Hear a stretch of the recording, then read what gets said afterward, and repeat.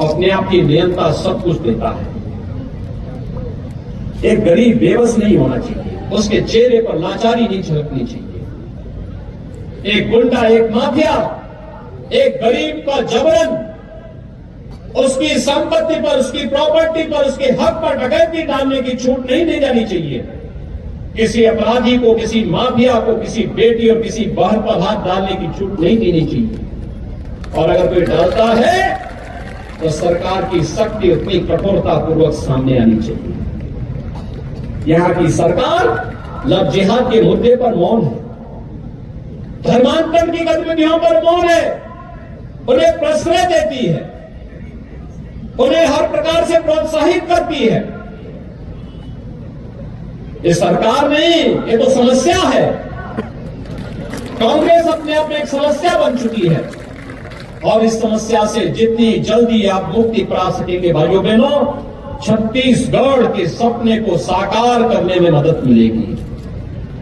याद रखिए, पूर्व प्रधानमंत्री सदैव अटल बिहारी वाजपेयी जी ने छत्तीसगढ़ के निर्माण की और आपकी आकांक्षाओं की पूर्ति के लिए छत्तीसगढ़ को बनाया था। डॉक्टर रमन सिंह जी के नेतृत्व में छत्तीसगढ़ को एक विकसित प्रदेश के रूप में स्थापित करने की दिशा में तेजी के साथ कदम बढ़ाए गए थे, लेकिन मात्र 5 वर्ष में ही कांग्रेस ने सारे के सारे सपने धूल दूषित कर दिए। और इसीलिए आज हम सब आए हैं आपसे कहने के लिए, भाइयों बहनों, आज हम इसीलिए आपसे कहने के लिए हैं, ये जितनी भी घोटाले इस सरकार ने किए हैं,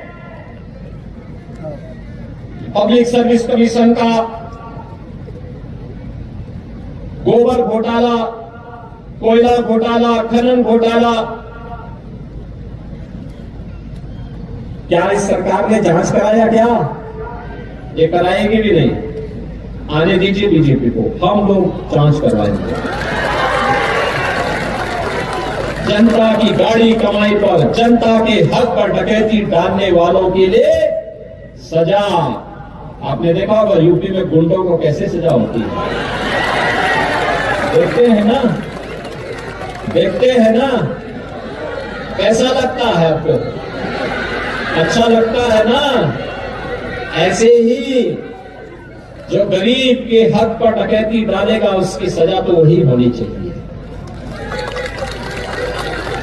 जनता तो जनार्दन है लोकतंत्र में, और जनता को तो सम्मान मिलना ही चाहिए। हर आदमी सम्मान, उसकी आस्था का सम्मान होना चाहिए, उसको योजना का लाभ मिलना चाहिए, उसको विकास की योजनाओं से जोड़ना चाहिए, उसकी खुशहाली के लिए कार्य होना चाहिए। लेकिन जो सरकार ये नहीं कर पाई हो और न कर पा सकती हो, उसको बदल देना चाहिए।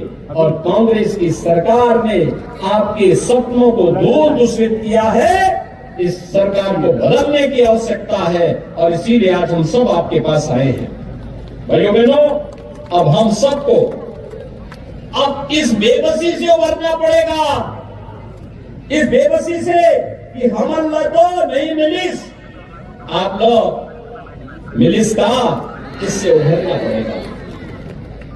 उसने नहीं दिया, उसने हमारे हक पे डाका डाला है, तो हम भी उसको वोट के लिए ठेका दिखाने का काम करेंगे। तो आपके लिए योजना किसे तरसाई है कांग्रेस, आप उसको वोट के लिए तरसा दीजिए। उसने पेयजल के लिए, शुद्ध पेयजल के लिए आपको तरसाया है, आप उसको वोट के लिए तरसाइए। और इसीलिए हमारा संकल्प एक ही होना चाहिए, अपना सही वोट बदलेंगे, अपना सही वोट।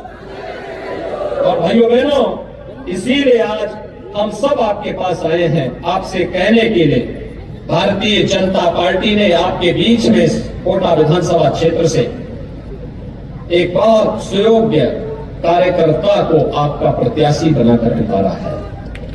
भाइयों बहनों, स्वयं मौका, भोला भाला,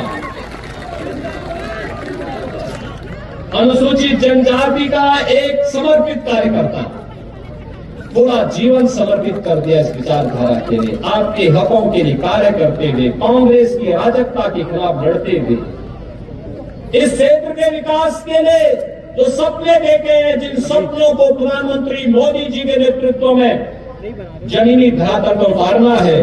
इसके लिए तमाम योजनाओं की आधारशिला प्रधानमंत्री मोदी जी के करकमलों से यहां पर हुई है और इसीलिए हम आज आपसे कहने के लिए आए हैं, छत्तीसगढ़ को बनाया है भारतीय जनता पार्टी ने, तो संवारेगी भी भारतीय जनता पार्टी।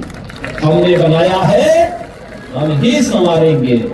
हमने बनाया है, हम ही संवारेंगे। और यही कहते हुए कि तैयारी पूरी है, भाजपा जरूरी है। तैयारी पूरी है,